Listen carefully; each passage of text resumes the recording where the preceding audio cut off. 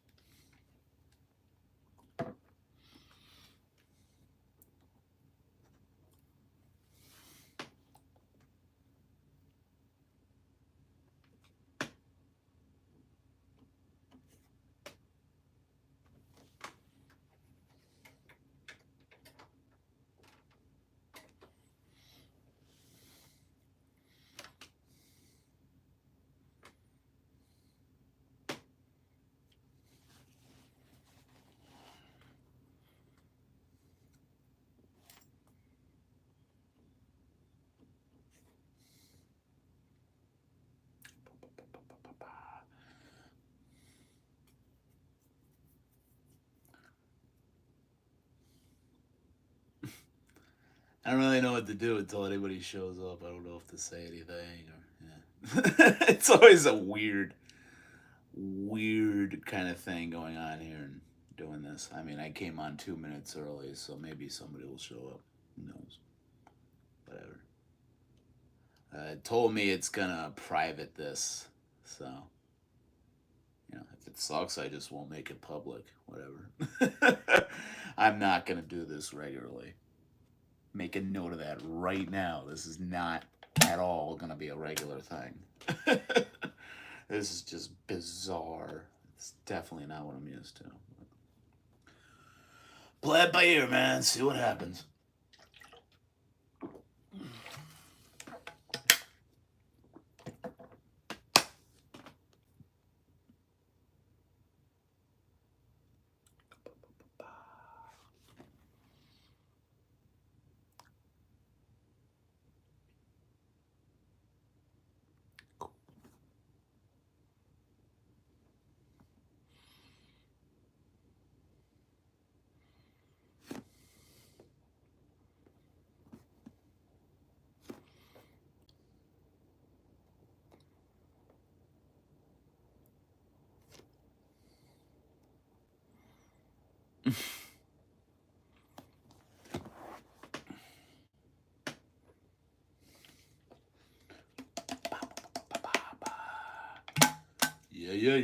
Yeah. I don't even know if I should say anything because there's nobody that's gonna hear it. Fucking, if a tree falls in the woods, a live stream, you know? I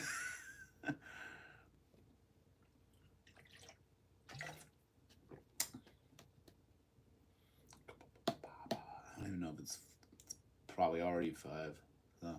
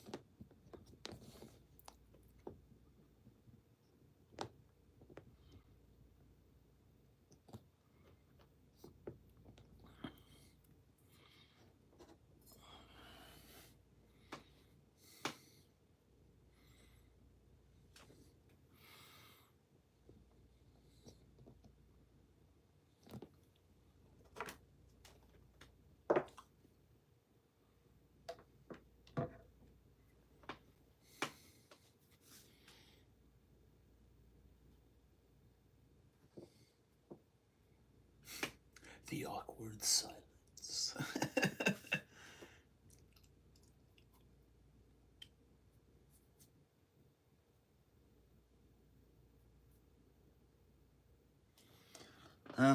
Since nobody's here, I could try to mess around with this. What does this do?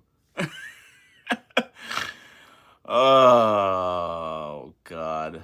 Alright, I don't fucking need any of that. Let's keep it like my normal videos. Just simple. Straight ahead. Straightforward.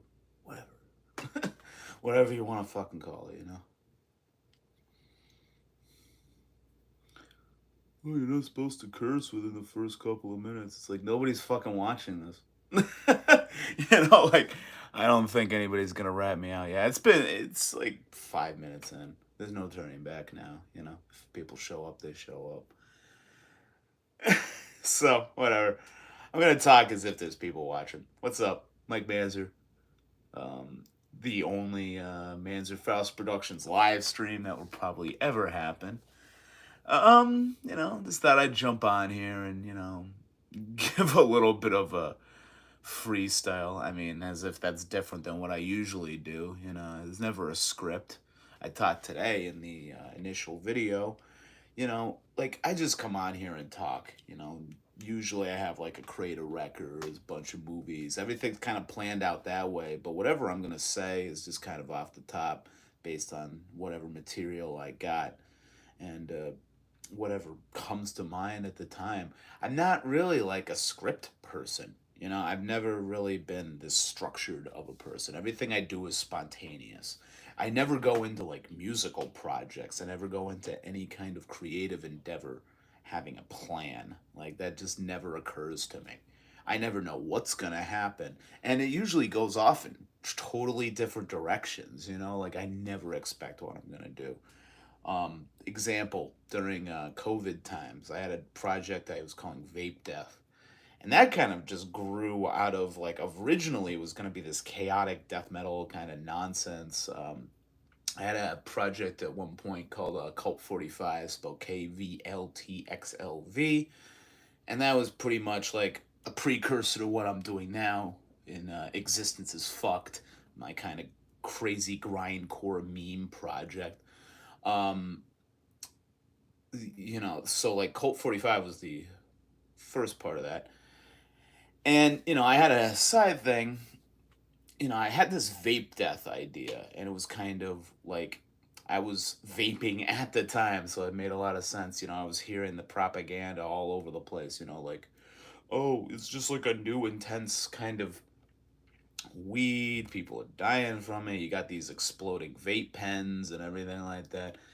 And yeah, a lot of that's probably true and probably has some like kind of fact to it. But being this kind of like untrusting, kind of unwieldy, far leftist idiot that I am, I really did kind of look at it as like, oh yeah, this is just like the next step in the line of trying to get everybody like guilty about smoking weed and stuff. And so like vape death kind of grew out of that, like all the different lies and these political kind of games that they'll play to like get their way, and it was during, you know, we were well into the Trump administration at the time. And it's just a much of a reflection of what was going on there. I was coming off of Xanax. I was moving on to Klonopin, so I wasn't fully off of, antidepressants, benzodiazepines, whatever you fucking call them. I wasn't completely out of that realm, so a lot of it was just kind of that mindset at the time. And then when COVID kicked in, everybody's isolated, and this like kind of vibe was like really protruding inside of me. There's no shows. I had no emphasis to do safe word, which is what I was focused on for years. I just had nothing to say. Safe word was always very much built in the live setting. Doing it live was really like the biggest part of that. That's why when I came back in 2021 and started doing it again, it kind of fizzled and died automatically because I did not like the people I was performing for. I didn't have the same reactions. I just felt fucking lost. And it felt like I was like milking it for all this like stupid shit. And I wasn't really into it. So I had vape death during, COVID. I really dove into it heavier than anything else I had done up to that point. you know, I was doing like a record a month pretty much. You know, this is like some of them are shorter, you know, like 3 or 4 songs, but they'd be long songs, man. Vape Death was definitely of like a sludge variety, more sludge core with like punk elements. But you did have a heavy amount of the riffs like stolen from like fucking Beharit. You know, a lot of black metal kind of riffage to it. I was listening to a lot of this band Akitsa at the time from Canada. Still love them. Still a very important black metal band for me. And that, you know, drew a lot of like influence from that. The other thing that I was really into at the time, those like gag kind of bands, you know, with the very like reverby, echoey, delay heavy vocal style, and I was really into that. So I started incorporating that into it. And, you know, never being much for like politics as far as like my creativity, it just kind of snapped at that point, you know. Really, the crowning achievement of Vape Death was creating a record in the week following the George Floyd killing and all the protests happening and stuff, and kind of this it's sort of a solidarity with a lot of what was going on, the anger that people had. You know, I've seen it throughout communities that I've been a part of, just people getting just harassed and like abused by cops. You know, it's nothing new.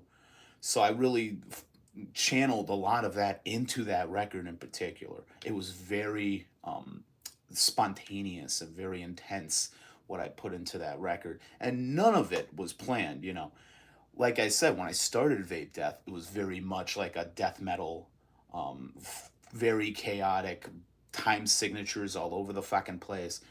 And then somewhere around like the second recordings I did, the second set of recordings, I believe it was called Exiled or Master of Depravity. I forget which one came first. But as I was doing that, I definitely, you know, got more into this like sludge metal, sludge core, a lot of black metal influences kind of thing. I really like something that I took from a lot of those like early 80s kind of UK 82 newer kind of punk bands coming out of the UK, where they would you know, play the regular riff and then play it like on the B or G string at like a higher pitch. I really like that kind of sound. You know, bands like The Business and and Blitz, Cockney Rejects, all these kind of bands that are huge for me, and I always like bringing that stuff in. So combining that with you know, black metal definitely has that kind of arpeggio kind of style, using a little bit of that, the vocals, just kind of making it its own thing. Very long, slow, very influenced by doom. You know, at the time I was really at the most into Saint Vitus, which is a perfect band to listen to during like lockdown. You know, nothing's fucking going on. You're depressed out of your mind. You're fucking paranoid. It's a really great band to fit that mood. So I was listening to a lot of that. I was listening to a lot of like fucking weird shit out of Bosnia, like Cave Ritual. A lot of stuff coming out of Portugal. Like I was really into Vitala at the time. Like I said, you know, like noise is always there. Stuff like Prurient, fucking Ramala, however you fucking say it. I don't want to say it wrong and have like a bunch of people think I'm referencing like a Nazi band, because I know there's some like stupid NS band that has like a similar name. And yeah, it's power electronics, so they're probably not the most like correct kind of band to reference, but like, you know, I take all of this stuff from so many different places. Safe Word, for example, which was the one kind of live band project that I've had so far. I was really like pulling it from so many different directions. You know, there was the heavy amount of White House influence. Blood for Blood was a big influence. Joy Division. stuff like ceremony, just all these different types of things. And what was like cool about that is it's in this like rap, like hip hop kind of thing. So, I didn't know a lot of that stuff existed at the time. I just got a message. Let me see what this is. I did not realize it goes away after like 1 second. I'm still learning this shit, man. This is my first time. I don't even know who messaged me, but hey, how you doing? I got a couple of people in here, so that's good. Not don't feel as awkward anymore. So like, uh, you know, my point in all of this being, spontaneity has always been my thing. Just coming up with stuff on the fly. A lot of these videos, like, the more like complex videos, like the label breakdowns, like I said it earlier, I want to do more of those. But that does take some preparation, Got to figure out what I have on each label, if there's enough to make a full video about. I like the variety, so you could show people that there's different stuff that the label has put out through its lifespan. Some interesting kind of like, get people to deep dive into these things. So many people can give surface level, kind of critiques on labels, and there are plenty of people who do that. I like, diving into the like more obscure shit, you know. Hey, MGK Boston, happy to see you in there. I got your comment on the last video. Very cool. Sorry I forgot to mention it. There's just so many of these fucking people on this site that I admire and get in touch with. So, but yeah, appreciate all of you. Um, it's it's a passion, and because of who I am, just writing it all down has never been my thing. It's always been kind of a anxiety driving kind of thing. Originally, I was gonna have like the movie reviews and everything like that be in the form of a podcast, and I would listen back to the podcast after I recorded it, and I'm like, I don't even want to fucking post this. Like, this sounds like shit. I'm stuttering through the whole thing. Like, I got so like zoned in on being on camera and really being able to like see myself, and it's easier for me to kind of like critique myself in the moment if I can see my face and see my reactions.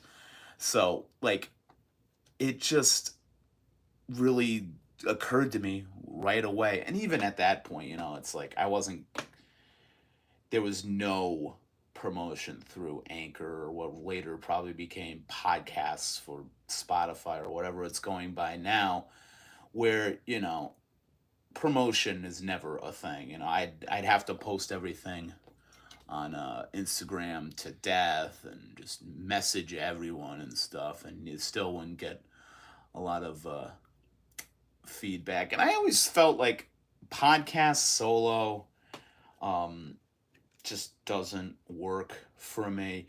It was great when I had the show with Chris for a while. Night Cole, I had a good time. A lot of that came out of me just exposing Chris to different types of stuff you would have usually not heard of, and then getting his input on it and having him like recommend stuff. Later on down the road I was going to have him recommend stuff. It never got to that point. um I was very appreciative to having that show, though, because it did, I did learn a lot from it, and I took that into these videos. But it still took like 2 years almost, few months short of 2 years from when that podcast stopped to me doing this. It takes a lot for me to start a new thing. Um, if it's not like music, because I've always done that. I've always started new music projects out of nowhere, and some of them don't even end up doing anything. I'll do a bunch of art and write a couple of songs and start this whole thing, and then either another project that I'm already working on, or I'll come up with something else that will take priority, and everything else will kind of fall by the wayside. I was kind of worried about that for the longest time with this channel, but I'm so passionate about this. I it gives me so much freedom in the structures that I put I got all these different little series that I work up, the stop, watch, and listen. Those are fun, quick videos. Doesn't take a lot to like talk about. I'm just usually it's stuff I watched within the last few days or the last week. I could pull that stuff up real easy. Just my basic ideas on it and stuff. Showing off records is always simple. I'm really crazy with records. When I first get a record, I'm usually playing it like constantly. Like when and it's crazy because like, I'll play stuff to death on Spotify and everything like that, but something about actually having the physical copy of something and having, it right there just causes me to listen to it like 4 or 5 times as much as I would anyway. And a lot of my time, is spent here listening to records. I have the DJ set up, and I really love having that set up because I can just queue up, multiple records at a time. I got the tape set up, I got all these different things going on. And even if I'm not doing like the DJ thing, it's still convenient. I can just have stuff playing while I'm watching a podcast. I lose interest in people talking. That's what I worry about if people are watching this. And I say I worry about it. It doesn't really occur to me that much. I'm still gonna make videos, and nobody's really like talk shit about it. But it's like maybe there's some guy out there that's kind of like me who likes having a little bit of music in the background. Doesn't have the setup I have to cue up his own soundtrack in the background. Yeah, you can't really control that. There's no remedy for that, especially with YouTube, and they're fucking constantly getting after you for um, copyright stuff. Like everything gets claimed. This stuff people have gotten claimed for. I'm amazed that it even has somebody with the rights to it. Like you could play a hardcore song, and the original fucking vinyl probably doesn't even have a copyright. It's probably put out by a label that printed like 1,000 copies, and still that motherfucker 40 years later or whatever will still come after you and be like, oh, you're using copyrighted material. It's fucking absurd to me, man.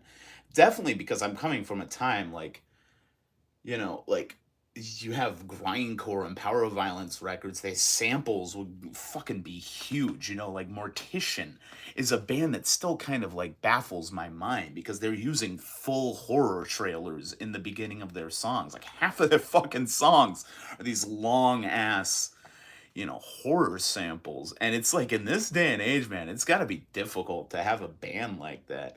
And I know like music, it's a little, there's not as much, at least I haven't seen it. There's not as many people coming after you for that kind of thing as, posting on YouTube. Maybe Spotify doesn't really have the same kind of algorithm for that. I don't pretend to understand that shit at all. Don't really care to either. And it's fascinating. It does, kind of worry me in a way when I'm doing something like Existence is Fucked, which has a very heavy amount of sampling, much like I said before, with the grindcore and power violence kind of tradition where, the beginning is this like short little clip off of some like obscure, like shot on video movie, some like crazy, weird, like horror movie. But there's some stuff I go a little bit deep. There's a track that I use a hell of a lot of samples from like Alex Jones. That kind of gets me nervous because, not only is it, a sample of copyrighted material, but he's been kicked off of every fucking platform. And, people probably realize that it's not glorifying anything, but it's just like, just the name, just the voice recognition of it just kind of worries me. I probably shouldn't even be talking about it, but whatever, it's a weird kind of environment for that kind of stuff. So yeah, I do kind of worry about that, but I'm gonna create what I do, um, regardless. Uh, I'm gonna find a way around that. I learn by doing. That's how I've always been, man. I just make it up as I go along. And it's more exciting for me that way, like I was never big on school because you got the curriculum, you got to learn everything in the same kind of order as everybody else. It's all the same kind of stuff they've been teaching people for, fucking decades.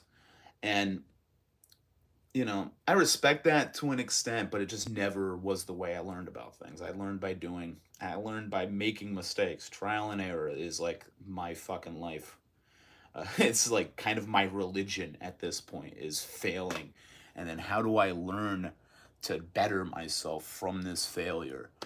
Like, and with videos on here, I keep trying to get better at delivering. Like, I try not to and stutter as much. I try to be a lot more booming with my voice. Like emphasize things more. I try to have more information at the top of my head when I'm talking about something.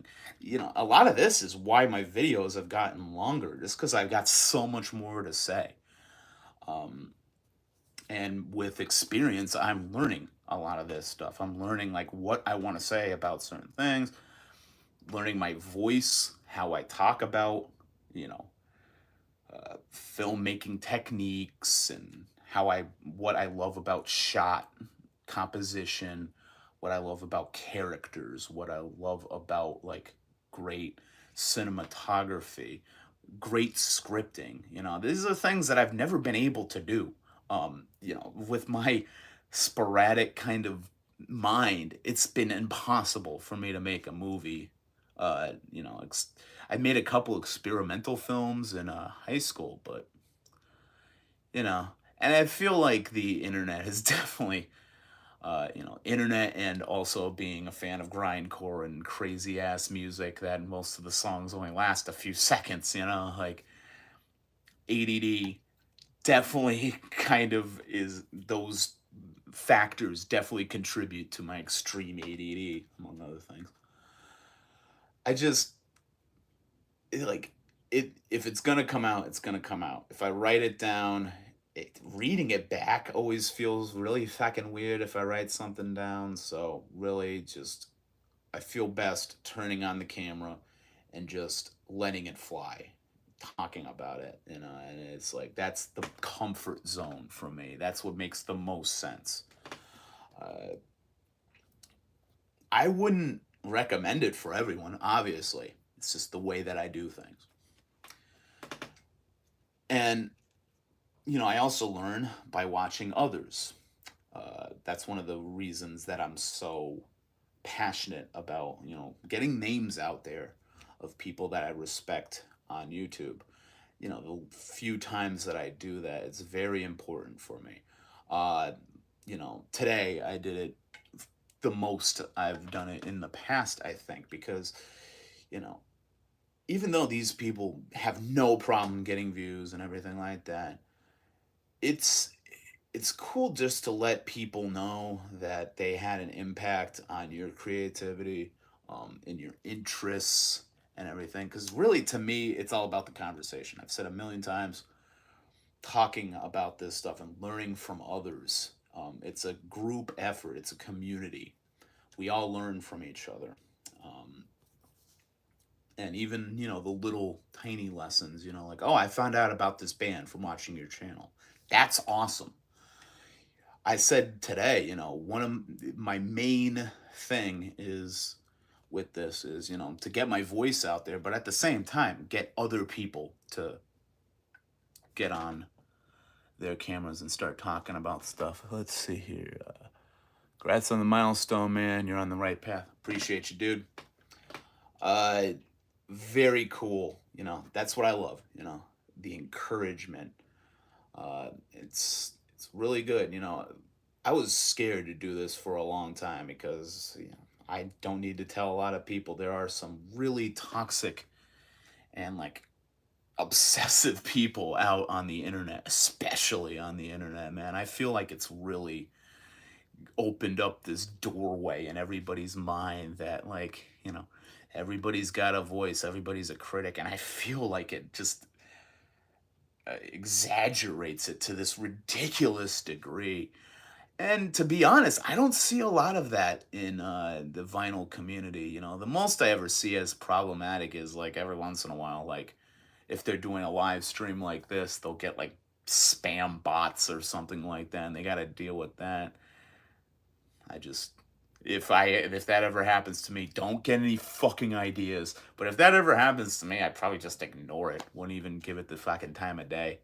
Uh, it's annoying, sure, but it's not something I lose sleep over. I'm used to getting spam bots on every fucking thing I do. It's reoccurring problem. I don't care. Fucking let them do what they want. It doesn't affect my life as long as I don't like egg them on and like acknowledge them. Like, who gives a fuck? I don't know. I'm not losing sleep over it.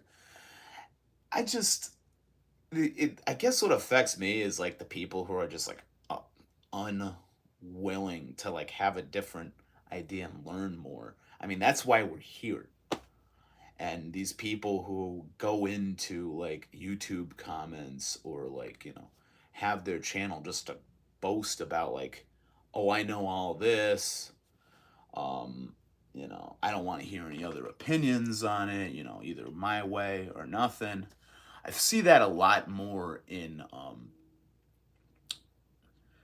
stuff where you're not like directly communicating. I have a small community here. I have 100 subscribers and growing at this point, but I like that. It's well contained and everybody's very cool. I love all the people in here. I go on Facebook to a lot of these, like, the only thing I use Facebook now is like finding events and trolling the Vinegar Syndrome collector groups on there, which do have a lot of interesting insight, but it has gotten to the meme of a lot of that is, when is my package shipping? Why are you not releasing this so-and-so movie? What is the problem with your licenses? All this kind of stuff. And a lot of people have a very big entitlement problem. I feel like I don't know what it is, because I've kind of like analyzed it with the vinyl community, how like nobody really zooms in on like one particular boutique label. Nobody like with other physical media like film. uh it's like, because you have so many different labels, you have so many different types of music. I'm definitely a person that if I was just talking about punk, hardcore, all that kind of stuff, which tends to be a problem with mine, I do want to branch off. It's just I have a lot to say about these genres. There's a lot to talk about, man. There's no end to this shit. And that's what I want to encourage with people, is just having an open mind. Um, so knowing that people are listening and taking in this, and we're teaching each other, we're learning from each other's videos, that keeps me going, man. Because if it was all negative comments and people, fucking running their mouths about whatever, you're entitled to your opinion. Like I said, there's a lot of stuff that I'm totally wrong about. I will readily admit it. I go every which way of the spectrum of opinions on things. It's all over the place. I, it's hard to talk about for me, because, like, really putting it into words is weird, because just like how I learn, this stuff just comes out of me. I don't think about it. Uh, it seems to be working. I just don't think it would work as well in like anything that was just overly negative. Like, I could not do commentary channel like kind of stuff. I could not do YouTube drama kind of material. Can't get really into. I tried to branch away from politics. I have been talking more openly about my political kind of ideas, which can probably be dangerous. It hasn't gotten me in any trouble yet. Um, like the first I can remember of referencing a lot of this stuff was recently. I did a video of like recent pickups. I was talking about I've been listening to this band for 20 years. I still cannot pronounce their fucking name. Teat, the fucking Finnish band. Um, and I was talking about how different versions from the 80s would come out through Rockorama Records in Germany. And, the only comment I got on that, talk about how Rockorama famously was a racist label, and a lot of these bands did not share the same beliefs. I believe it was just kind of, they didn't know that they were being distributed elsewhere by that label. So I was talking about, and the only, comeback I got, thanks, Dreadful. Love seeing you in there. Thanks, Rick. The only comment I got is from a channel I adore. I was just happy to see him comment. Is Tommy's Vinyl Knot, who is a Finnish YouTube creator. I love his material, man. Just hearing him talk about all this great Finnish hardcore that I grew up loving, that I've been jamming for years now. Really big part of my musical development. And he just got in there and talked about oh, you got these were not put out by Rockorama, these were, and just corrected me on that, which is definitely, and I like how that went. But really, the politics is tough for me, because really, when it comes down to it, I have no idea what the fuck I'm talking about. I will say that, till the end of time, until I'm in the grave, I have no fucking idea about politics. Really, my politics is, to put it simply, I'm kind of libertarian leftist. Libertarian has been very much perverted throughout the years into this kind of right wing thing. The way I look at it, very anti capitalist, very people over profit sort of thing. Do you know Clowncore? I stumbled on a visual album titled Van. So, I didn't get to read that whole thing. Fucking, again, learning this. So, it's funny you bring that up, because I did see Wyatt X Him's video on, recommended strange albums recently, and that came up.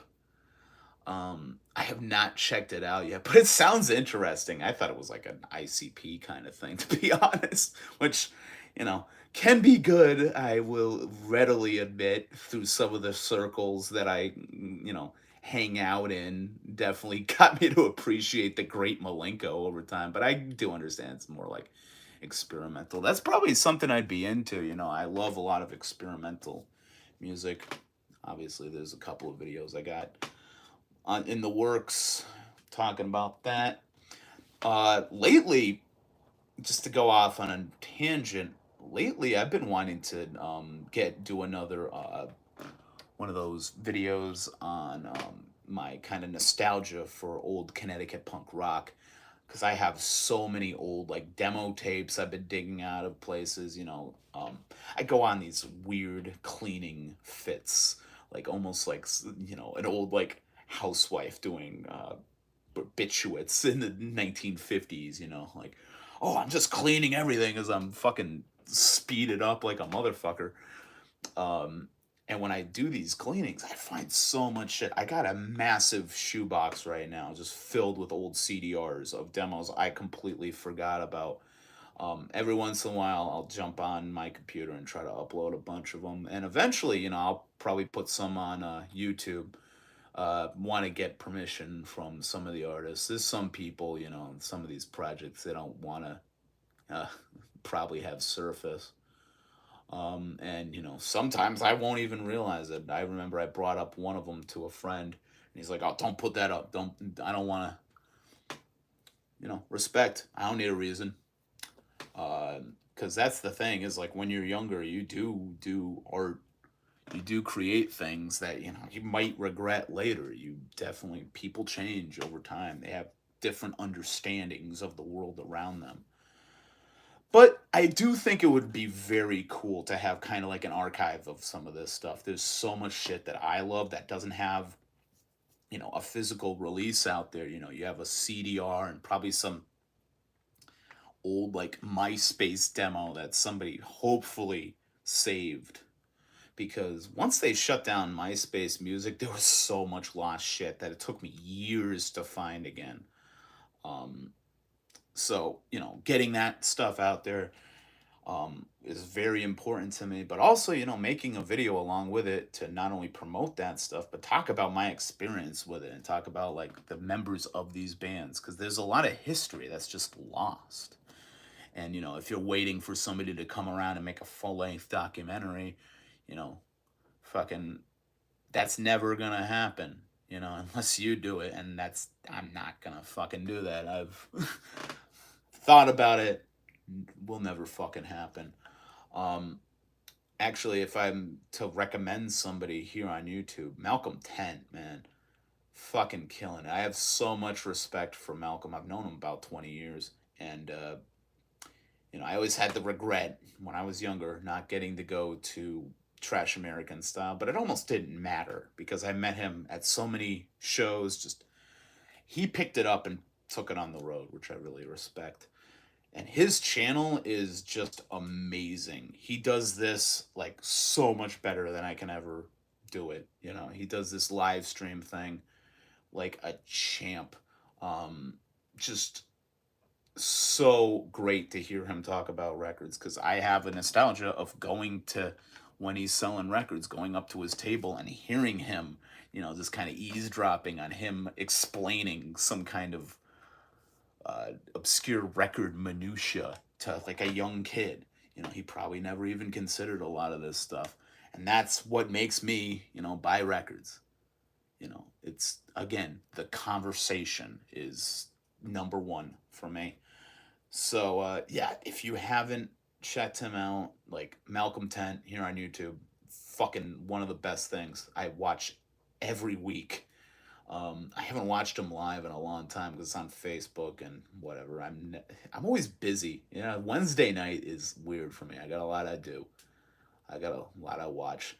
I say I'm busy. Yeah, it's usually just like, what am I gonna watch tonight? What am I gonna like escape into? But yeah, Malcolm killing it. Uh, that's what I love. I mentioned Analog Attack in my video, and what really drove me to him was I have people that I know personally showing up on his channel. That's the thing about living in New Haven, is you get to know these people. Um, it was weird at first going to shows and having Al from the Pist and Jim Martin know you by your first name, and it's whatever, they're people. It's just trippy at first because you grow up listening to this music. It's very inspirational to you. It means so much, and now you're just like hanging out, shooting the shit with them on a regular basis. It's cool. Um, you know, and yeah, I just have I'm very humble for that. I'm not big on meeting bands. When I was a kid, I'd go up to the table like, "Yeah, I love your music, man. Sign my CD and stuff." I don't think I've had anything signed since I stopped going to shows with my dad, because that was more my dad's thing. Would never get a record signed. That just sounds kind of absurd to me.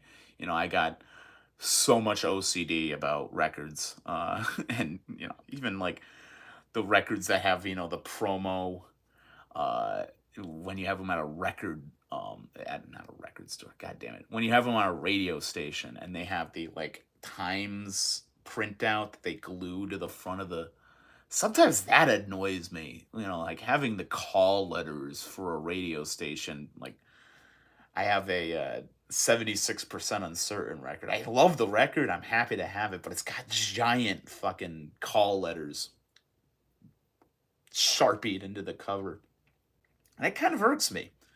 So I'd never get anything signed. But really, it's like, I'm not big on meeting famous people. Like, what the fuck am I going to talk about? They get it all the fucking time. The most I'll do is like, I go to small shows. So, I feel fine going up to the stage after a band is done. Like, yeah, great set. If I've seen them before, fucking waxing nostalgia about seeing them at another spot. I remember recently that happened when I saw Squella Grind at fucking Cherry Street recently, and I went up to the band after. I'm like talking about like, hey, I saw you guys play Crunch House a bunch of years ago. We started, talking about Crunch House, and they were asking what's going on with that. Haven't been in years. I think it's gone now. Pretty sure it's gone. I'm pretty sure last year they had their final show there. Uh, you know, it's like a lot of this like stuff is interesting to me.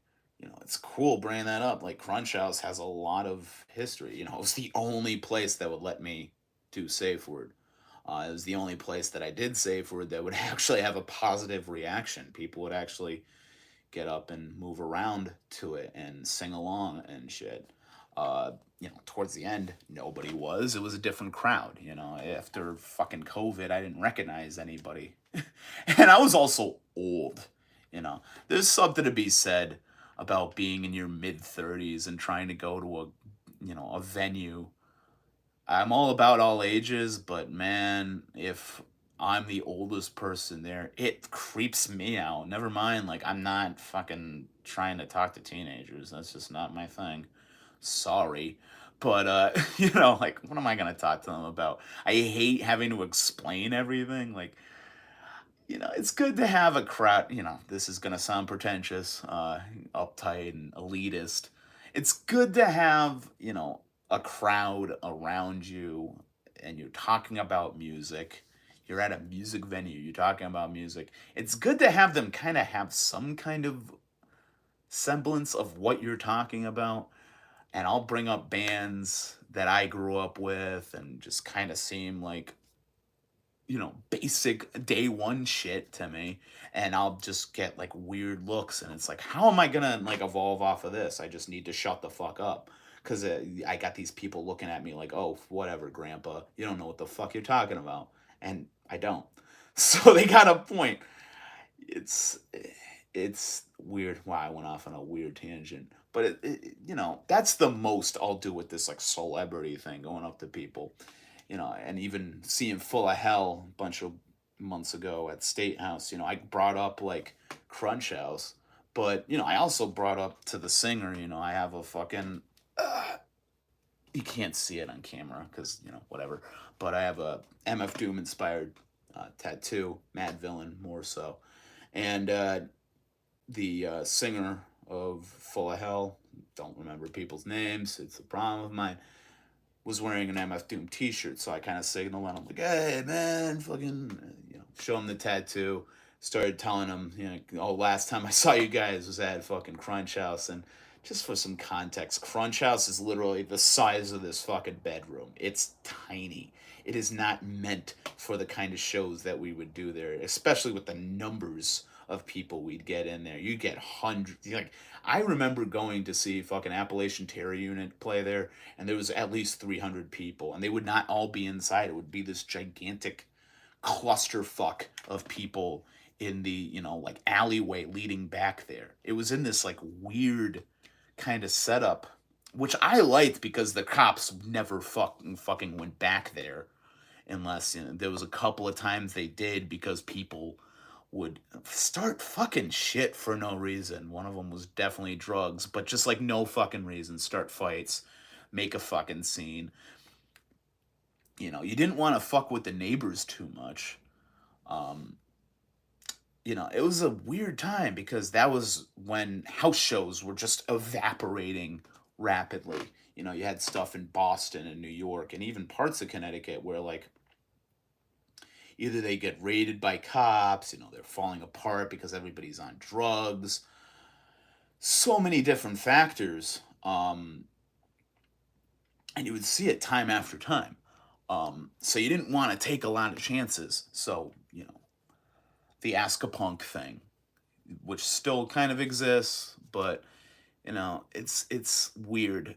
I don't really know a lot of what's going on now. I'll catch like glimpses, but I feel like most of the time I'm going to Cherry Street. I'm going to fucking, State House when it was still open. I'll go to like Cafe 9 every once in a while when I can stomach being in that tiny ass room around those people. But, like, I don't find myself going to weird places in the middle of nowhere. I just don't feel like it's a thing, at least not in my circle. Uh, but that's where I like seeing a show. I don't like being like a mile away from the stage. Stadiums stress me the fuck out. Anything where you have to find your specific seat, fuck you. Whatever. Like I never want to spend more than $50 on a ticket.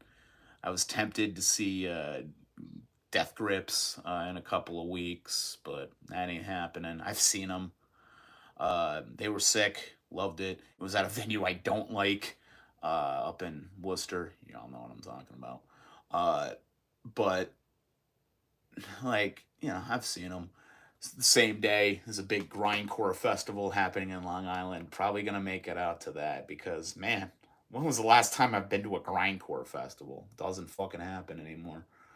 Um, yeah. So you know, celebrity encounters as far as like this kind of music, like never happens.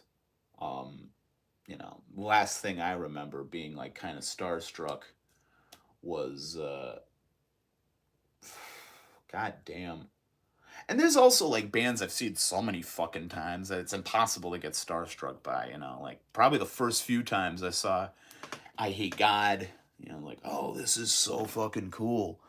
Um, So, Mike, do you think hardcore shaped your political views? Got me MDC, discharge. Oh, for sure, for sure.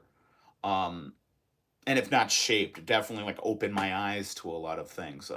I've talked on here about Crass being a huge deal for me as a young kid. Conflict. And MDC is for sure was a very early band for me. Um, all that kind of stuff. Dead Kennedys, even though it's like kind of overshadowed by its over like commercialization. I've the amount of shirts I bought back in the day from Hot Topic with the DK logo on it is embarrassing. You can't even get me to go in a Hot Topic anymore.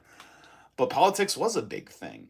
I was going to a Christian school at the time that I really got deep into punk rock and hardcore when I started going to shows. I think I mentioned in another video, my first show was in 2003, going to see Bad Religion, Snapcase, and this, I think they were from New York. I can't remember what they were called, but it was Stun, Stun. All I really remember of them is I saw them live a few times, had their CD. It was pretty interesting, kind of, that revival post-punk thing that was happening. They did a really good Wire cover. But really seeing Snapcase was kind of, fucking crazy for a first show. Seeing a mosh pit like right in front of me and stuff. I had some of this experience. I can't remember if I had seen the Christian kind of bands that I went to school with, if I started going to their shows before um, I went to Bad Religion.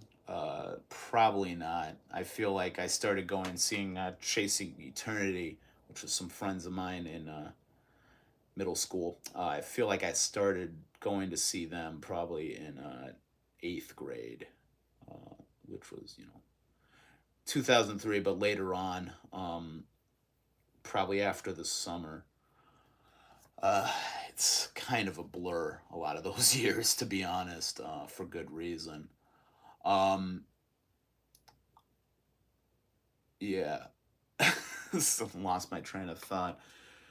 But yeah, politics was a big deal. Even Bad Religion, just hearing them talk about like these very like cerebral kind of things. I always like got a lot of my like vocabulary just stealing it from Bad Religion records. Like, what's this word? sequestered. Like, oh, how do I use that? And it's like I'd learn all these like fucking vocabulary words from listening to punk records. Yet you'd give me like tests at school. I wouldn't know what the fuck you're talking about. Was I influenced by? I'm still influenced by straight edge. Like, it's weird to talk about influence in straight edge though, because it's dogmatic in a way. It's definitely like a set of rules. Um, it's definitely an image. There's a lot of history associated with it. I will not label myself as straight edge. You know, I do pretty much live a straight edge lifestyle. Um, you know, completely free of most things. You know, I'll do mushrooms every once in a while, but that's about it. You know, whatever. You want to get like technical about it, I guess that makes me non-edge, but you know, like I will not deny though, like high school, that was my thing. Um how do I mash together this like heavy influence of straight edge culture, the like non-drinking, non-smoking, which kind of saved me in high school because I never got into like hard stuff. And I feel like if I was part of like the partying scene and not this like kind of loner fucking nerd drawing X's on the back of his hand, um, might have fallen into that. Probably not. You know, I don't see a reality where I would have been that type of person. But it definitely, you know, kind of gave me a bit of a headspace that I'm kind of getting more into now. But you know, extremely influential. Along with you know the political stuff. You know, I was listening to fucking Youth of Today, Judge, Chain of Strength, Dag Nasty, DYS, SSD Control. Like a lot of the bands coming out at the time, like The First Step, Bane, uh, a lot of that like more intense like Earth Crisis. Like I love that vegan and like fucking militant shit that was coming off on of all places Victory Records. You tell people that you love like old Victory, they look at you kind of fucking bizarrely like what the fuck are you talking about? That record label that put out Thursday Records? And I'm like, no, earlier than that, man. And yeah, probably shouldn't talk shit on Thursday. Probably would be into them if it, you know, whatever, if I heard them at the right time. But you know, a lot of this early, you know, the '90s stuff was huge for me. So yeah, a lot of it was me taking these two worlds, very like anarchist influenced. You know, I would go to school reading Noam Chomsky for years, Kropotkin. Um, you know, I had my big edition. I don't know what the fuck I did with it. I lost some books over the years. I don't know what the fuck happened to them, but I used to have that big volume of No Gods, No Masters, which is all the different anarchist essays. And I would read that shit constantly and constantly be like quoting shit from it. Um, again, with as with all politics, didn't know what the fuck I was talking about. Just kind of taking different types of things from here and from here. Um, yeah, I was always a lot more literal with it than some things. You know, like it didn't take me long to realize stuff like the Sex Pistols was just kind of posturing. I do have a lot of respect for the musicians in that band, even at the time. Uh, Johnny Rotten was doing an interesting thing with the vocal. I'm more into like Public Image Limited, but I feel like even from a young age, I was more into like Stiff Little Fingers, for example, coming out of Dublin and having a very like direct message about their politics and talking very openly about it. Another great Irish band that was really important to me, Oi Polloi, their use of like what is it, Gaelic or Gaelic? I can't remember which one. I know there's a difference. Uh, I remember my buddy Clint, uh, who would set me up with a lot of these records back in the day. He had a distro out of his like parents' house, and I'd go to his house and just flip through records. He'd play me stuff, and that was a big thing. And you know, I take these records and kind of take the parts, you know, the messages that I identified with Axiom, this random Axiom record that I showed off in a previous video that actually got a lot of comments from people on like social media talking about like I can't even find a copy of that anymore. It's fucking weird because I spent like $6 on it. Uh, like these records were like very eye opening. Like I said, you know, just coming from all these different ideas. The Clash was early for me. Like that was probably one of the first punk bands I got really deep into. That wasn't, like Green Day and the Offspring. That shit in the early 90s that was inescapable in my circles. When I started getting deep into this stuff, it almost seemed like the more like radical, intense stuff that scared me. You know, when I first got into grindcore, I think one of the reasons I've hated Anal Cunt my entire time listening to being aware of their existence is just because it didn't really fit the style of grindcore I've ever been looking for. You know, uh, my favorite grindcore stuff getting into it was just weird noise grind stuff. Fear of God, I constantly talk about.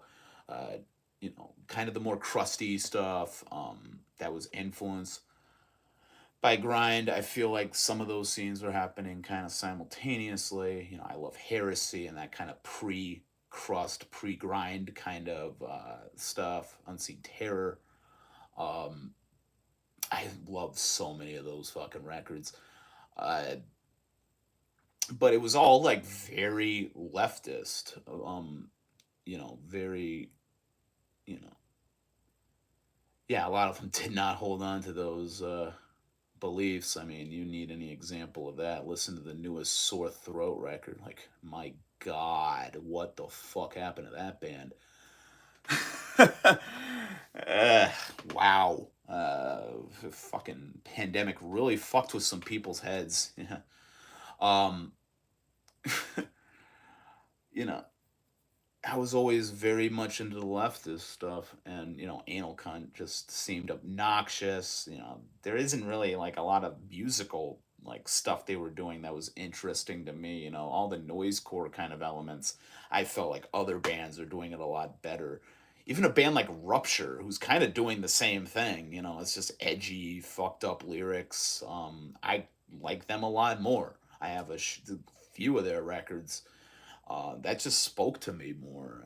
Maybe that's because they're more in line with like power violence kind of stuff. But yeah, grindcore, man, it's like brutal truth, napalm death.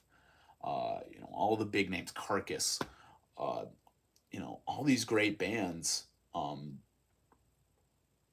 you know, then when I started getting deeper into it, like one of the really big like modern bands I got into was a Circle of Dead Children, randomly enough. Or I went through a time where I was really into Phobia. That band's kind of cringy for me right now. I don't know. I don't go back to Phobia a lot. I don't know what it is about them. Probably seeing them too many times. Just kind of being over it. Their image just kind of comes off kind of goofy to me. I don't know. Maybe it's my fucking problem. I don't know. Just Phobia has not aged well for me. I barely go back to them. But that was, they were definitely like more anarchist and like intense vegan kind of stuff. That's what I look for in grindcore. Agathocles, the mince grind kind of stuff. Knowing a lot of these bands through hanging out with like Misanthropic Noise, and all these different, going to Whitney House shows and pretty much living at Whitney House at a few times, Daggett Street, all these places that have been like kind of runaway homes for me, for a weekend. It's my kind of escapism to go to these places and crash on the couch, much to the regret when I think back to that shit. But yeah, like, um, it's just always attracted me more to like leftist kind of leaning, squatters' rights, uh, kind of, like, it's weird because, like, even when I was, like, trying to be a skinhead, I'd shave my head, wear braces, but I'd wear the braces over, like, one of those fucking chaps shirts, the ones you get for, like, a buck at fucking Walmart at the time. It just always kind of weirded me out that, like, these guys are always, like, hardcore working class, yet, like, their entire outfit costs $300. It just never appealed to me. And, I was into it mostly for the music and to look intimidating and to fucking creep people out. And usually that would suck too because I'd have to explain, like, no, I'm not a Nazi. Let me explain to you this stupid fucking story that was pretty much, like, misunderstood anyway, probably. I love reggae.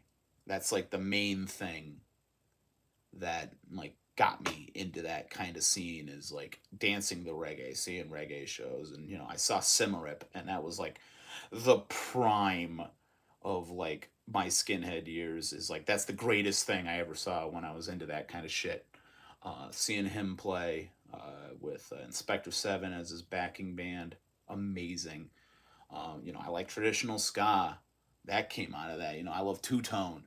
It's after Op Ivy that don't fucking play any of that shit for me. Like, I love Op Ivy, but after that, it's like goes fucking way downhill. Too many fucking frat boys in fedora hats jumping around going, pick it up, pick it up. Like, it annoys the fucking shit out of me. Like, I got dragged to way too many fucking Real Big Fish and Big D shows throughout the years, and or just ended up at, like, ska shows at, like, Mystic German Club, where I just wanted to fucking blow my brains out. Respect to people who are actually within those scenes, like, doing shit that's really kind of cool, making music that gets people passionate. It's definitely like a youth thing, and it's cool to see a lot of, like, kids getting into that. It's just the music does absolutely nothing for me, and just my experience. Even a band that has more, like, interesting politics, like, I guess Suicide Machines, and even they are, like, fucking more like liberal than anything, if I actually want to analyze it. Um just Yeah, and I saw them live. They put on a good live show. I bring the record home though, and it was like, what the why do people get excited over this? Um there's a lot more, like, pop punk stuff that I'm willing to listen to. Like, I'm a long time, fucking Descendants fan. They're probably, like, one of my all time favorite bands. I got a Descendants tattoo on my leg. That's how important that band is to me. Got some other stuff, like, even, like, emo stuff. I really focus on, like, Dag Nasty, um, that later Discord kind of stuff, Rites of Spring, One Last Wish, all that kind of stuff. But, I'm not gonna deny, like, Jawbreaker's huge for me. Lifetime, that kind of New Jersey Kid Dynamite kind of scene, all those bands that started doing a little bit more, like, melodic emo kind of stuff. You could even throw Propaganda in there for all I care. That stuff does it for me. I feel like when it became the whole, like, Dashboard Confessional was the one that I was just like, this is not for me. I can't get into this. Um, Also, just the the behavior behind the scenes of a lot of these bands, even if they're accusations, just like, I don't, no, stop. This does nothing for me. Ska has to have that problem too. Like, street punk has that problem. Like, even though, like, the Casualties, that was, like, one of 100 fucking things I have a problem with that goddamn band and their, false, like, gesturing of communism. This is just fucking, don't get me off on that rant. Um, a lot of just, like, that kind of shit. Just, like, I hate to say it, but knowing that they're shitty people almost, like, emboldens me more to be like, yeah, good, fuck your music. It's like Burzum. Like, yeah, I like the first 4 Burzum records. I will never fucking own any of them. I don't give a shit about him. Like, fuck him. Like, it's fucking a meme. You know, like I'll watch like those back in the day. I'd watch those like goofy videos on YouTube, him talking about like white genocide and stuff, and I'd fucking laugh it off. Fuck him. Like you're not getting $40, especially because like I've always said, one of the main reasons I won't buy Burzum material is back when I was younger, before it was all readily available like it is now. The only place you could get a lot of those records from were pretty like white power adjacent, NS adjacent kind of labels. It wouldn't just be Burzum. They'd have a bunch of Absurd and Graveland kind of material on there as well. And those are bands I have no interest in. I think the closest thing to any of that I'm into is like fucking shit like Horna, which is more just like associated with it because fucking I think it was Satanic War Master used to be in their band, and I guess they have some like sketchy views. They put out like records on obviously some sketchy record labels, but it's that hard kind of thing. Um, it's so you get the perversion of politics in there, but it's just very important that beyond what somebody's politics is, like how does it make me feel to know these views and to know like what they really believe and how they put these beliefs into practice. um you know how do I feel about giving that artist money is really what it comes down to for me. um Giving a label money. If a label has way too much like bad shit happening with it, I won't support it. And yeah, you could call me out for buying like Iron Bonehead, Nuclear War Now kind of stuff, and I get it. Yeah, they do have some sketchy bands on there, but there's a bunch of bands on each of those labels that want nothing to do with that, putting out great material. And those are usually the bands that are well promoted by those labels.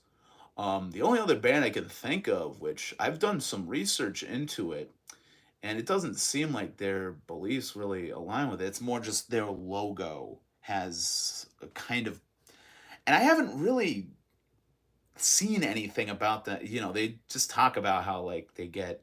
I'm talking about Moonblood from Germany, who I adore. I fucking love Moonblood. It's weird because I hate Absurd. I think they're fucking annoying. They got that RAC like fucking punk sound to it, and that just always annoys me. Beyond like their politics, I always thought Screwdriver was fucking garbage music. It's annoying, like fucking redneckian kind of style shit. It just did nothing for me, especially, everybody goes like, oh, get the first record. They weren't racist. It's like, yeah, but why the fuck would I want to listen to that dumb shit when I have like fucking literally every other band from that era? Sham 69, Cockney Rejects, Cockspar, Foreskins, all that kind of shit. And like, I don't barely go back to like Combat 84 just because the lyrics are a little bit too much on the nose. But even back in my skinhead days, I'd more likely listen to them than fucking Screwdriver. And a lot of this like fucking NS shit does nothing for me. The folk influence gets really annoying sometimes. Another band that comes to mind, Nocturnal Mortem.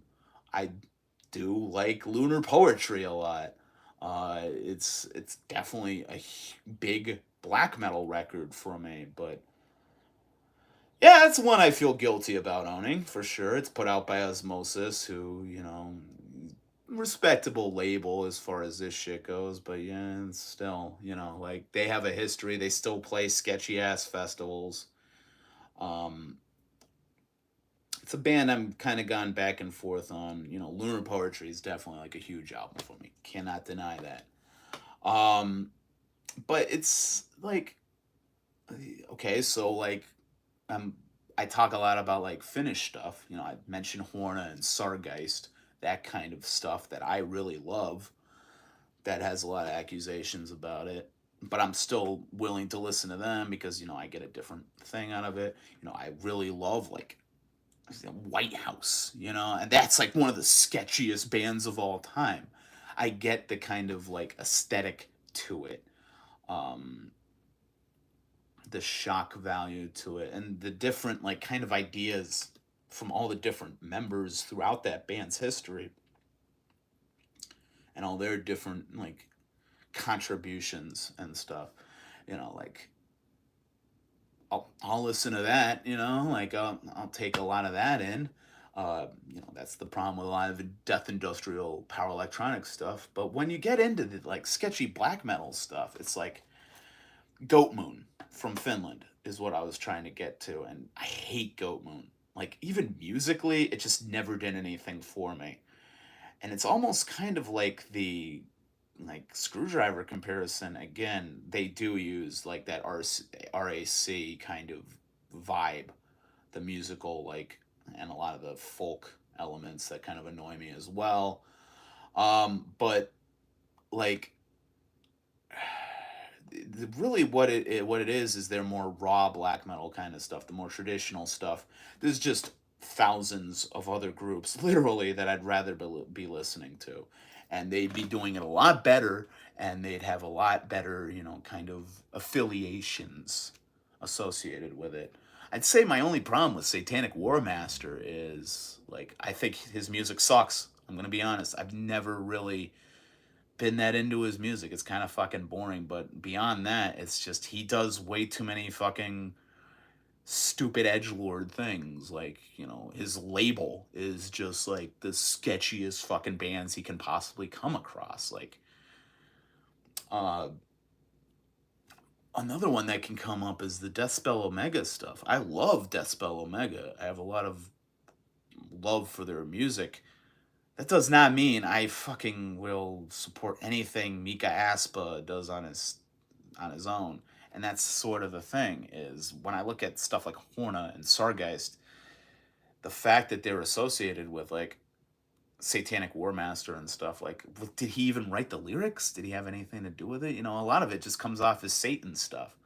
And yeah, Satan stuff is stupid. That's kind of my thing right now, but whatever. It's better than, Sick Heiling during every fucking song like Goat Moon and all these other kind of bands do. That's really what it comes down to. It's like you gotta have like good music. The message is important. The affiliations are definitely important. Even though, like I said, I'll listen to Horna. It's hard to explain this. It's like I'm passionate about politics and all that kind of stuff. But there's some leeway I'll give stuff for sure. All the New York hardcore stuff. There's definitely accusations you can throw there. Yeah, Don Raid is awesome. Uh, a lot of this, it might be a derogatory term, but RABM stuff I fucking love. I adore Iskra. Like a lot of people listen to Iskra and they're like, dude, this is just like shitty, like raw black metal played by crusties. And I'm like, this is what I've been into this whole fucking time. Like when I listen to early Dark Throne, a lot of the times I'm thinking of Amoebics, which okay, another sketchy thing to bring up, even though I love Arise, one of the greatest albums ever made. But like, you know, putting that aside, I listen to a lot of like early kind of stuff, and I hear death rock. I hear a lot of like heavy like Bajas and like a lot of American death rock, like 45 Grave and that kind of stuff. There's all these like all those old like Dark Throne riffs, some like surf music. It's got all these different things going on that I'm not focused on. Bathory, I love Bathory, but that came later. None of this shit sounds like Venom. So I can't really use that as a comparison. So what got me into black metal is like this is like raw primitive punk rock. It's got all these crusty influences. I hear fucking Deviated Instinct and Hell Bastard, Axe Grinder, shit, like vocally you can hear a lot of that stuff in like the first couple of Chaos records, man. Like the gallop kind of sound of a lot of these more melodic black metal bands. Like I hear that gallop, I think of Detestation by Gizm. Actually, That Man record by Gizm, I feel like does not get enough credit because you got those crazy kind of. It's a lot more over the top than black metal kind of riffs, but just having Sick Heavy's vocal over those kind of Iron Maiden, as I've always called them, kind of like Power Rangers riffs that are on that record. Just that aesthetic is so powerful, and that's why that's like one of my favorite, records to talk about. It's just such a cool kind of thing. Yeah, yeah, the Sacrilege and Onslaught. Yeah, Broken Bones. It wouldn't surprise me a lot of these kind of bands. Yeah, listening to like even like the Exploited when they started getting a lot more like thrash metal influence. One Way System, I found a lot of like metal kind of stuff going on. Um, Obviously, like these bands influence like the early kind of thrash stuff, Venom, and then that would influence like Metallica. Obviously Celtic Frost. Like I remember when I first heard Celtic Frost, and I'm like, this guy sounds like Colin from GBH. Like it's so weird to me that I would make that connection. But yeah, Tom Warrior always reminded me of like kind of a GBH, just a lot more like aggressive. Like it all comes from Motorhead. All these bands, punk bands, metal bands, everybody was listening to fucking Motorhead and worshiping Motorhead. It's like I'm down with that. That's Motorhead is part of my religion. Like it's such an integral thing, and that's why, because it inspired so much. There are so many different people, different scenes, different ideas that come from Motorhead. Uh, it goes on forever. Discharge, you know, a lot of this like primitive black metal stuff, very simple. They had to be listening to Discharge. They had to be listening to Varukers, all this early like fast shit. Rudimentary Peni. You cannot convince me that none of those bands were into like Death Church or fucking Cacophony. Like that shit definitely has those elements of primitive, unhinged, just like cave dweller kind of vibes, and that's what I got into black metal for. That's what I was searching for. There's a lot of great bands doing that exact thing now, and that's really those are the bands I get passionate about. Lampard Murmur is amazing. Uh, really into their stuff the past few years, like just constantly cranking out stuff, and I respect the shit out of that. Yeah, sure. Dude, and that's the thing is like Lemmy never, played to one group. He had so many different kind of like influences in his look, in his delivery, in the way that he played. Everything about him just came from all these different places, like ideas, even beyond the music world. And having that as like, like a fucking figurehead, just like Bowie for me as well. Lemmy and Bowie are definitely towards the top for me, which is weird. But yeah, hell yeah, dude. Like just having these people that, you know their audience and love bringing people together under all these different banners and are not afraid to go off in random directions. Like fucking I love what was it called? Headcat, the kind of like rock and psychobilly kind of thing that Lemmy did for a while, and I don't like psychobilly. It's not my thing. I mean, the most psychobilly I'll get into is the Cramps, which I barely consider psychobilly. Personally, I'd never understood that, but sure, they're an influence. But you know, the Headcat does it for me, and a lot of it's Lemmy. He's a great songwriter. I feel like he's very underrated as in being a great songwriter. Even like Discharge, You can make the argument it's the same song over and over again. Yeah. But like that haiku of DB lyrics and DB structure for me is just why I love it. It's like it can say so much with those like few the line structure. You can go off in so many different directions. And, you know, it proves it. It's still like a genre that people go back to and you have different branches from it. You know, you got bands playing real pure versions of DB. You know, you got no end of these diss bands. And you know, I listen to Discharge. I get Motorhead. You know, those that drum beat, the D beat definitely sounds like, you know, a simplified version of something. You know, Filthy Phil, not Filthy Phil, fucking Animal.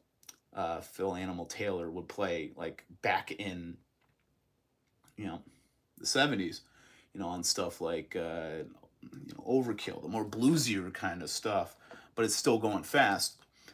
That really, you know, you simplify it down, and you get these like early D beat bands.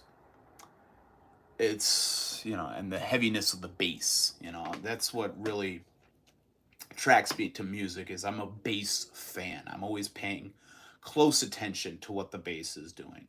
You know, my favorite members of a lot of my favorite bands have been bass players. Like I could give a fuck about like Pete Townsend. Yeah, he's a great songwriter, and a lot of the great like fucking the Who material comes from Pete Townsend. What's my favorite member of the Who? Fucking John Entwistle. Just because he was doing stuff on the bass that nobody else was gonna fucking come up with. It's just unbelievable bass work. I can't remember his name, but the guy from Sly and the Family Stone, one of the greatest bass players of all time. Um, Geezer Butler, you know, is just, you know, I love Tony Iommi, but really I'm always focused on what Geezer is doing in Black Sabbath. I always found that he was like the most powerful element of their sound. And also Bill Ward, you know, that's kind of my thing, is I venture more towards the rhythm section with that kind of stuff. You know, drummers and bass players I pay a lot more attention to. And if you really want to get weird with it, that's a lot of my love for this like weird Japanese stuff. Um, Confuse, what really made Confuse one of my all-time favorite bands, that bass playing is just fucking absurd. It's you know, overall that hissing feedback and incomprehensible vocals and just fucking noise. You still get these crazy like these fucking insane bass lines, these walking bass lines, Swanky's guy, that kind of stuff. Um, you know, Frampton has an amazing bass player. Uh, you know, Japan, you know, like all their musicians are fucking psychotically gifted. You know, I've talked about Gizm. You know, Randy Uchida is like one of the craziest fucking guitarists. I don't remember who the bass player is. I love the bass lines on a lot of that fucking on Detestation in particular, because you can hear the bass a lot more fully. Um, Fuck, man, this is just like that's always like gotten me. You know, I have my guitar gods. I mentioned Randy Uchida. He's definitely up there. Uh, Fucking Jeff Henneman from Slayer. I might not be the biggest Slayer fan, but he is definitely one of my favorite like guitarists, just from like his compositions and his influence on the you know, future players within that. Chuck from Death is a big influence on me. Um, but you know, bass, man, Harley Flanagan from the Cro-Mags, like that album sounds amazing because of Harley Flanagan's bass. You know, people go on and on about like fucking crazy John Joseph's vocal style. I guess it's all right. He's basically ripping off HR from the Bad Brains. Cool. I've seen a million other people do that. What I love about like those songs is that fucking bass line. What makes me lose my fucking mind every time I hear World Peace is that opening do do do do do do do, like just fucking epic. And you hear him talk about his influences, Jaco Pastorius and everything like that. And I'm like, yeah, dude, like this dude knows what the fuck is up. He got kind of annoying, but like Les Claypool even was huge for me as a kid. You know, that early Primus stuff.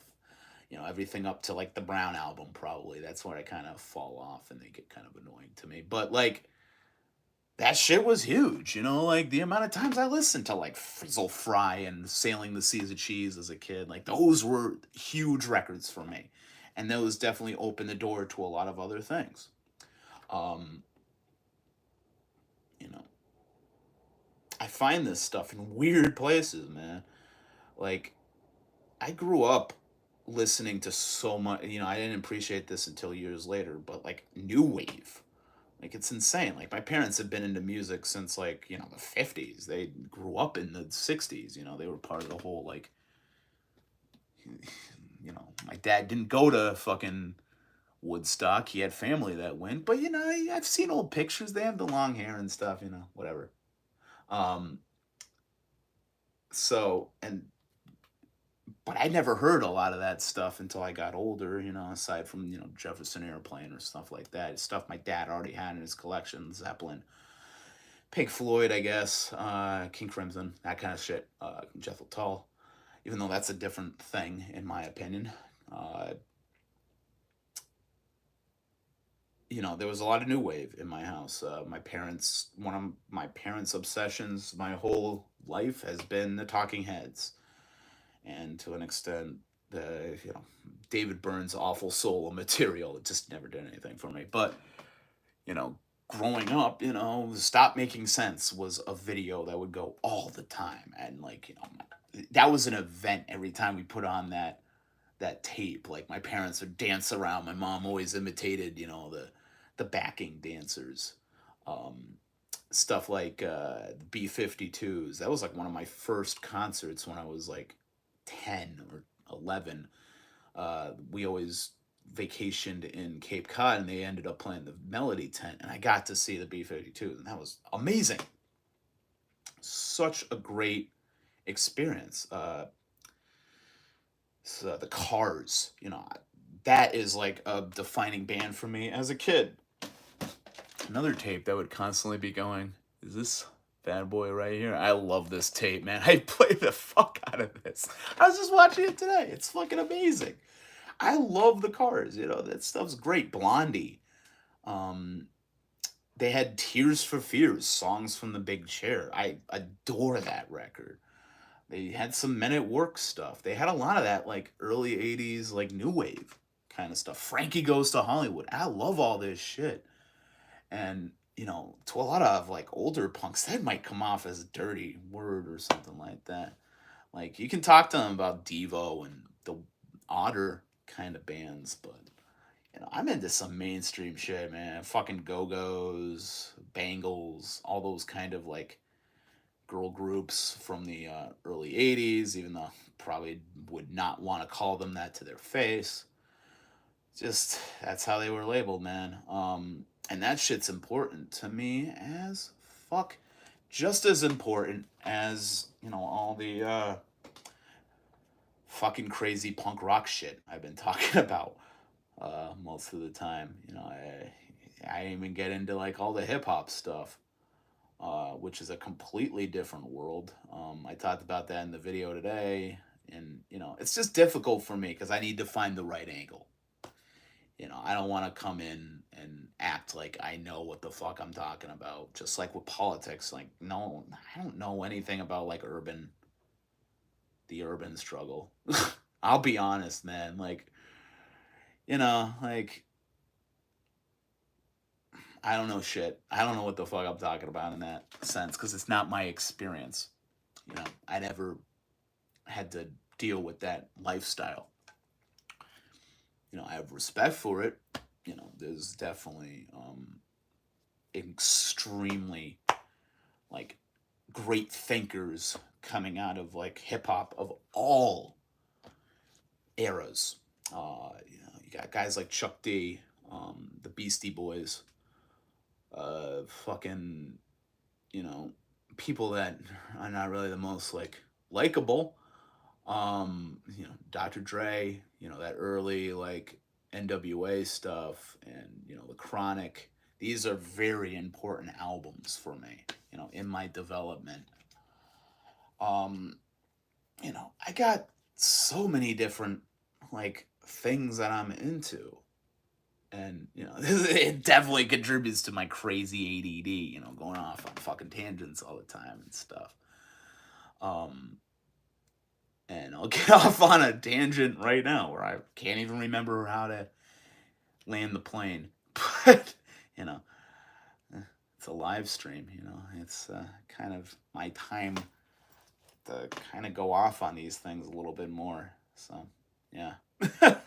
How long have I been going? Probably go about 10 more minutes. Go 105 would be interesting. Don't want to hit 2 hours. That would just seem a little bit much. Still got 2 people in there. That's cool. Got a couple of people commenting throughout this.